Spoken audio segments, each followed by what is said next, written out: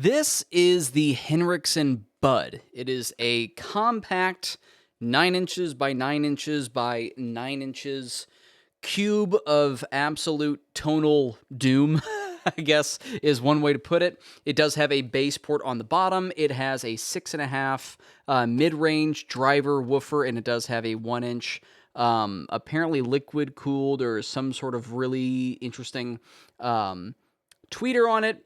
This is an amazing amplifier. I did a first impressions video on this about a week ago. I've had it for a little bit over a week now. So far, I've used this amplifier in a couple of different iterations. I used it as my primary PA system for a wedding solo guitar gig that I played. I also used it as my own means of generating my own volume with electric guitar tones in a band setting. And yes, it does keep up with a drummer. In fact, I had to turn down this little tiny thing. I had to turn it down because I was drowning out the drummer and the bass player. Yes, it is possible with this thing.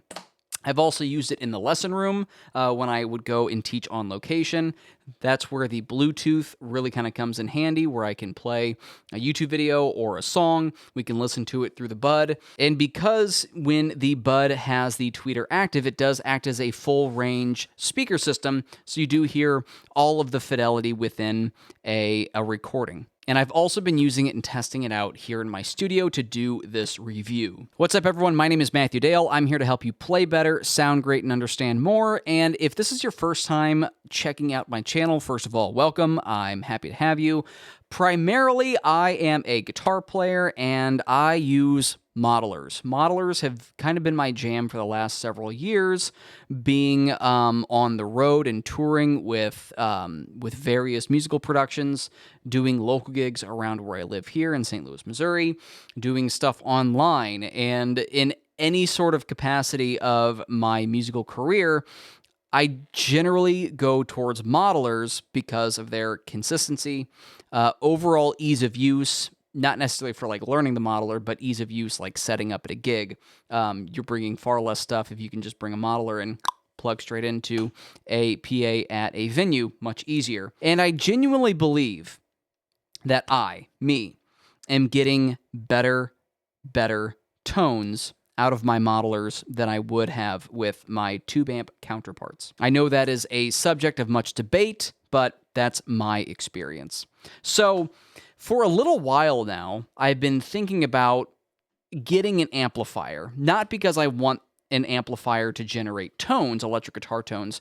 I really want something that can satisfy the question, do I need to produce my own stage volume or live volume at a rehearsal or at a gig? Or in simpler terms, can I just bring one of my modelers and plug into a front of house system, or do I need to generate my own volume? So with all of that stuff in mind, I really wanted to find something that was both really small and lightweight and very portable, but I also wanted something really versatile. So I wanted something that could act kind of like the FRFRs that I've been using, or the PA speakers that I've been using, my QSE K10s, which is generally what I would be taking if I needed to produce my own sound at a rehearsal or at a gig. I also wanted something that if I really had to scale down and just I had a really small compact thing that I was doing, like, you know, an acoustic duo or an acoustic thing, whatever, if I wanted something that I could also use on its own. So I also wanted to make sure that it could be used for acoustic guitar along with electric guitar tones. I also wanted this fantasy amplifier to have a mic pre on it so I could use it with amplifying a microphone. And also bonus points if it could power an actual live guitar cabinet with guitar speakers,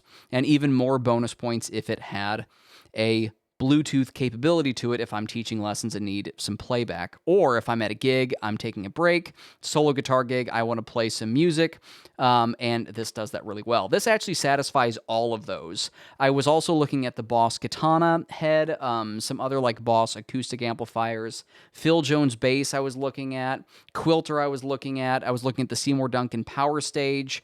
All of those options didn't satisfy all of that list of criteria as much as this did. This does everything, and it's fantastic. It's loud. It is 120 watts, super compact. It has, and I'll explain more about this stuff later on in the demo, but it has independent effects loops for each channel. It has 2 channels. Channel 1 will take your Bluetooth signal and it will replace, if you have something plugged into channel 1, your Bluetooth will replace what's going on channel 1.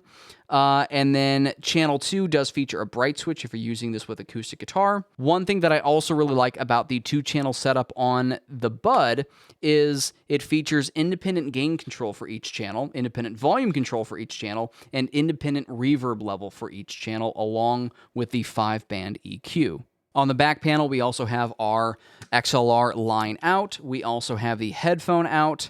This has a special trick associated with it that I'll explain a little bit later. We also have the tweeter defeat switch. So if you're going for more of like a jazz, like a polytone sort of thing, plugging in an archtop, or just playing straight ahead jazz, you'll probably want to defeat the tweeter on that. And we have our external speaker out. Along with our IEC power, that's always nice to see because you can usually find IECs just about anywhere, and our power switch is back here. So let me stop talking and let's go ahead and hear the Bud in action. However, disclaimer, I am capturing the Bud with a room mic. I'm using a condenser microphone as a room microphone to capture the sound sort of in the room. Generally speaking, full range flat response type speakers, FRFRs, studio monitors, PA speakers, that sort of thing, those are not really great to like mic up. You're not going to put an SM57 or similar sort of microphone on them and have good results. That's why it's really hard to watch a review of a PA speaker or studio monitors. You just kind of have to take the reviewer's word for it. That's also what I'm going to try to do here. But I did want to try to capture this in the room, what it sounds like. And I actually compare it to my QSC K10s for electric guitar tones, amplifying tones from a modeler. So basically what I'm capturing on my condenser room microphone doesn't do this justice, but let's go ahead and check it out anyway so we can get a baseline of what I'm talking about. This first example is going to be me plugged straight into channel 1 with my acoustic guitar with some reverb, using the EQ controls and setting up the gain and level controls as necessary. Then I'm going to switch over and plug my acoustic guitar into the FM3, and we're going to hear that fully processed tone that I think sounds better because my acoustic guitar has passive piezoelectronics. Those generally like to be processed a little bit with some compression and EQ and some other stuff before going into a full range system or a little amplifier like this.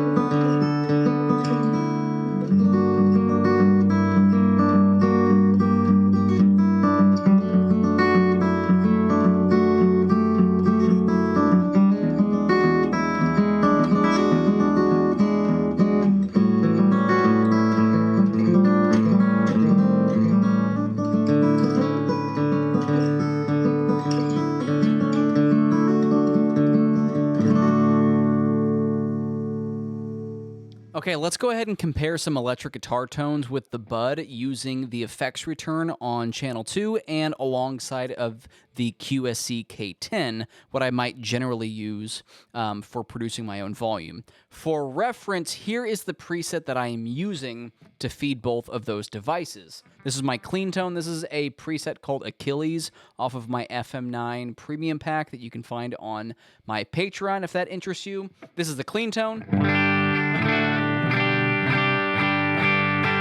And that's the bridge pickup. Here's middle and neck.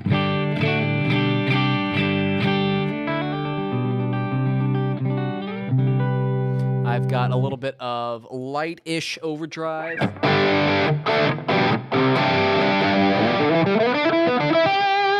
Heavier overdrive.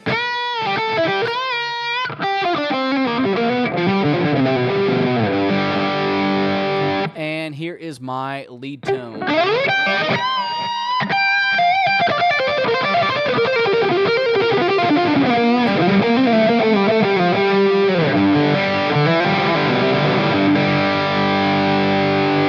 That is what's going to be feeding the Bud and the K10.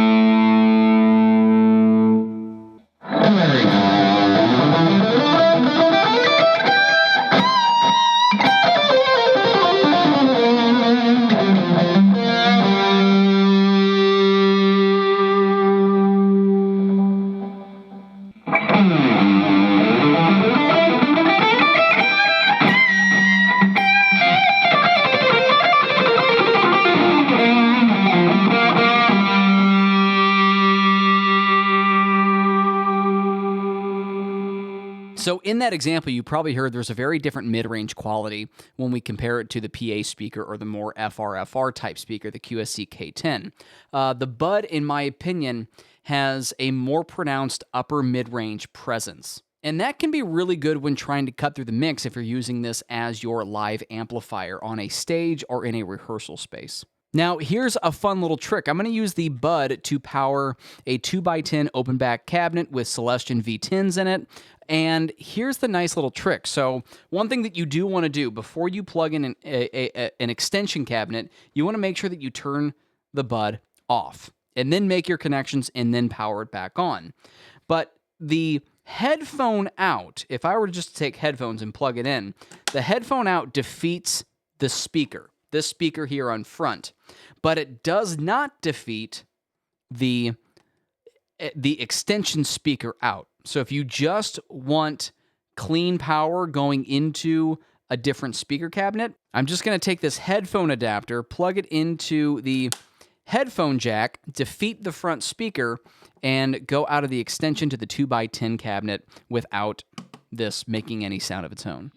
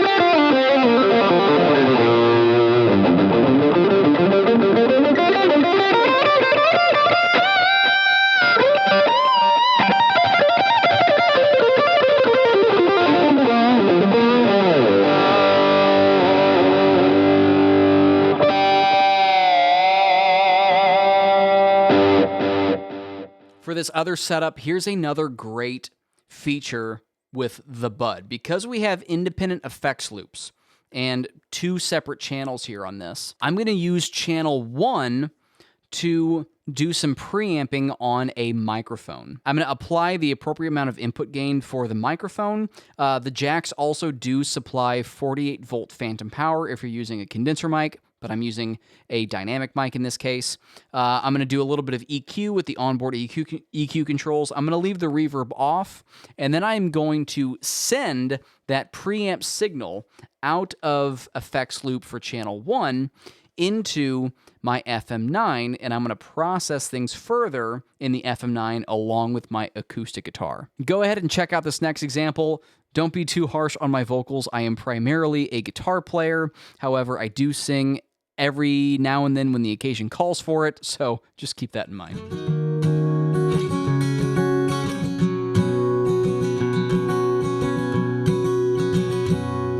You gotta leave me now. You gotta go alone. You gotta chase the dream, one that's all your own, before it slips away. When you're flying high, take my heart along. I'll be the harmony to every lonely song that you will learn to play. When you're soaring through the air, I'll be your solid ground, and take every chance you dare. I'll still be there when you come back down. When you come back down.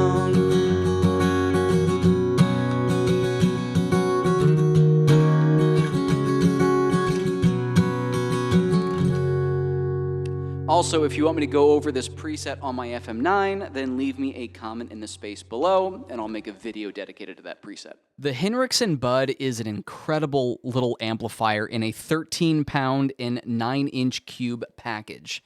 It's highly versatile. It's really loud. It stays really clean at really loud volumes. It can keep up with a drummer. I was actually pretty hesitant about getting the 6.5 or the 6-inch version of this. I kind of wanted to go with the 10-inch first because 10s are like, yeah, that's the guitar speaker, right? 10-inch is the minimum. 12-inch is good, and if you can get a 15, cherry on top, that's great. So I wasn't necessarily worried about the volume when I was buying this. I knew that it was loud. I read reviews. People say it's loud. But I was worried about the overall dispersion of that sound within a room. Is the 6 going to be big enough, or is it going to sound like it's just really loud coming from that corner over there? Or is it going to be really room-filling? I'm really happy to say this can't come across in YouTube. So you just kind of have to take my word for it. But I'm really, really, really happy to say that this is enough. I don't want any more than this. This fills a room very, very, very well. You don't need to be worried about the 6-inch speaker for guitar tones. Maybe if you're doing bass with this, you might want to consider the 10-inch just for that a little bit of extra low-end oomph. But as far as filling a room with its own sound, the 6 is great. I do have a couple of things that I wish could be improved. First, on the Bluetooth side of things, the switch is a little bit noisy if the amplifier is on and you switch the Bluetooth on. I do like that it has a Bluetooth on and off switch. That's nice. It also does have an aux in on this channel, which again defeats anything that you might have plugged into the input of channel 1 or the effects return on channel 1. The switch does pop. So if you have it on and you flip that switch to on to connect your phone or something, it does pop. And the Bluetooth is just a little bit noisy. You get some of that wireless, robot noises when you go to connect. Now, it's not noisy enough to be annoying when you're listening to it from afar and it's turned up. Your music is turned up loud enough. But if you put your ear right on it, you're really listening to it, you can definitely hear that sound like if you were to take your phone and put a phone right next to a speaker. It's that same sort of thing.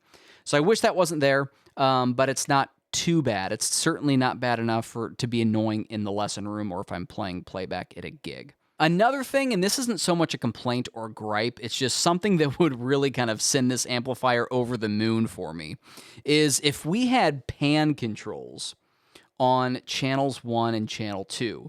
Meaning, if I plugged in the associated Bud 6 extension cab, if I plugged that into the extension here, I would love the ability to pan channel 1 and channel 2 from the speaker that's in this one and then the extension over there. So that way, at a relatively lower cost, I could have a stereo setup with my Bud. Unfortunately, that's not something you can do. If I did want to do a stereo setup, I would need 2 of these, which is honestly the same with my QSC K10s. I need 2 of them if I want to do stereo. I would just love that ability if we could pan those channels to the output of the extension cabinet. And with that, those are the only things that I think that they could improve upon. This is a killer design. It feels robust. It's not like it's lightweight, but it's not like a cheap or a chintzy lightweight. It feels really compact and stout. It held up great. I played this gig that I played, this outdoor wedding gig, was outside in about 90-degree heat, which was not fun, but this did just fine out there. I like having the little wedge to angle it back. This sounds great in just about any environment that I've seen this in. So I can't say enough good things about the Henriksen Bud. This is a fantastic little amplifier. I look forward to more and more gigs and rehearsals and lessons and anything that I want to do with this little thing. I might even just keep it in my car a lot of the times just for a really quick, hey, let me grab this and start playing or whatever. This is a fantastic tool for any guitar player, any musician doing anything. These are amazing. Once again, my name is Matthew Dale. I'm here to help you play better, sound great, and understand more. And this has been the Henriksen Bud 6.